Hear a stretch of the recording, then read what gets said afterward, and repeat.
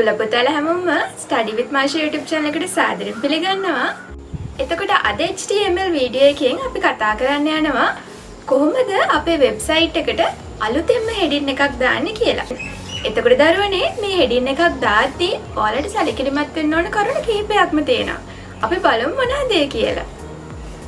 එතකොට දුවලා පුතාලා මම හිතනවා ඔයගලන්ට දැන් වෙද්දි මතක ඇති ඊයේ සතියේ අපි කොහොමද අපේ main structure එක කෝඩ් කරගත්තේ කියලා. එතකොට මම ආයිමත් ඔයගලන්ට මතක් වෙන්නත් එක්ක මගේ කෝඩ් එක මේ විදිහට ස්ට්‍රක්චර් කරගන්නවා.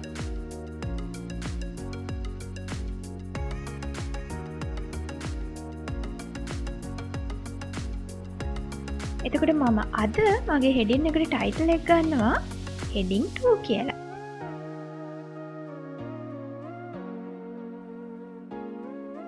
right. එතකොට අද අපි ඉගෙන ගන්නවා කොහොමද අපේ HTML document එකට heading එකක් දාන්නේ කියලා. එතකොට දරුවනේ මතක තියාගන්න heading එකක් කිව්වම අපිට එක එක size වල headings දාන්න පුළුවන්. එතකොට දරුවනේ HTML වල ඔයාලට පුළුවන් sizes 6ක headings 6ක් දාන්න. එතකොට ඔයගලන්ට ඕන නම් ටිකක් ලොකු size එකක heading එකක් දාන්න ඔයාලට පුළුවන් H1 කියන tag එක පාවිච්චි කරන්න. ඒ වගේ H6 වෙනකම් ඔයගලන්ට tags 6ක් තියෙනවා size එකේ අනුපිළිවෙලට. එතකොට මතක තියාගන්න H1 කියන්නේ තියෙන heading sizes වලින් තියෙන ලොකුම size එක. H6 කියලා කියන්නේ තියෙන heading sizes වලින් පොඩිම size එක. ඉතින් අපි මේ 6ම එකින් එක කරලා බලමු. අපි මුලින්ම පටන් ගමු අපේ H1 tag එකේ. එතකොට මම H1 කියන tag එක මේ විදිහට ලියාගත්තා ඉස්සෙල්ලා. මේක container tag එකක්. ඒක නිසා අපි මේකට ending tag එකකුත් මෙහෙම mention කරනවා. දැන් මේ දෙන්නගේ මැත්තේ ඔයගලන්ට පුළුවන් ඔයාලට අවශ්‍ය කරන heading එක සඳහන් කරන්න. අපි ලියමු sample heading 1 කියලා.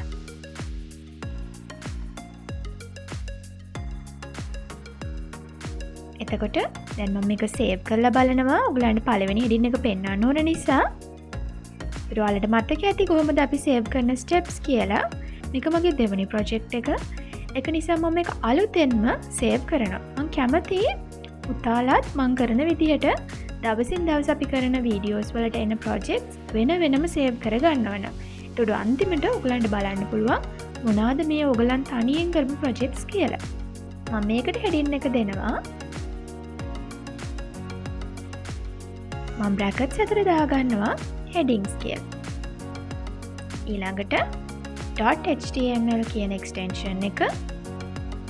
ඊට පස්සේ save as type එකෙන් all files. right. දැන් අපි save කරමු. එතකොට මෙතනත් heading එක වෙනස් වෙනවා. අපි බලමු අපේ output එක.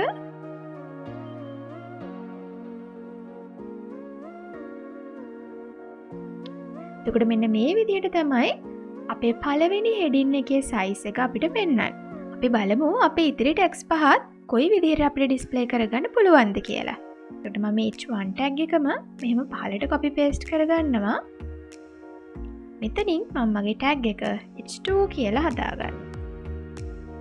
ඒ වගේම මෙතනත් වෙනස් කරන්න ඕනේ heading 2 කියලා.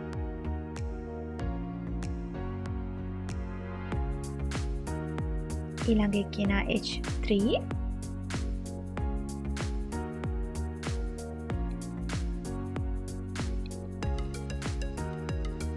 ඊළඟ එක කියන H4.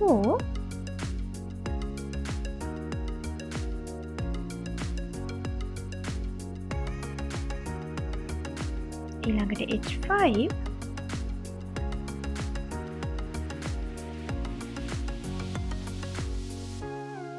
අන්තිම එක කියන H6.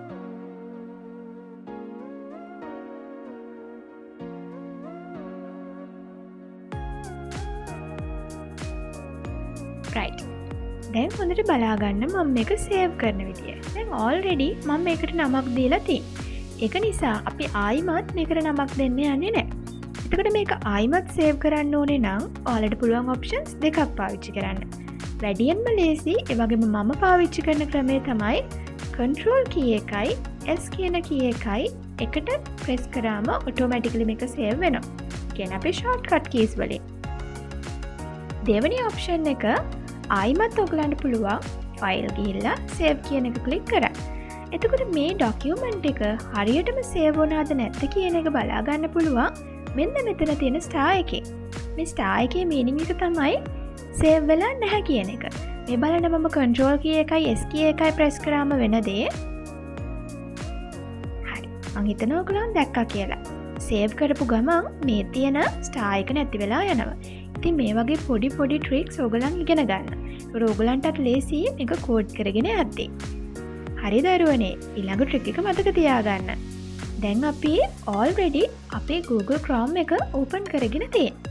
දැන් මට බලන්න ඕනේ මගේ edit කරපු codes වල output එක. එතකොට මම මේක ආයිමත් documents වලට ගිහිල්ලා open කරන්න අවශ්‍ය වෙන්නේ නැහැ. මෙතන තියෙනවා refresh button එක. ඔයාලා මේ reload this page කියන එක click කරපු ගමන් ඔයාලා edit කරපු codes ටික මේ විදිහට පිළිවෙලින් පෙන්නනවා. එතකොට මම කිව්වා වගේ H1 කියන්නේ තියෙන ලොකුම heading එක H6 වෙද්දී මේක පොඩි කොටසක් බවට පත් වෙනවා. right. එතකොට මේ කියන header tags හයින් කැමති එකක් පාවිච්චි කරලා ඔයාලට පුළුවන් ලස්සන heading එකක් design කරගන්න. right. මම හිතනවා එතකොට මේ headings 6 ඒ කියන්නේ sizes 6 headings 6 ඔයාලට හොඳටම පැහැදිලි වුණා කියලා. ඉතින් අපි අලුත් වීඩියෝ එකක් එක්ක ලබන සතියේත් හම්බෙමු. පුතාලා හැමෝටම සුබ දවසක්.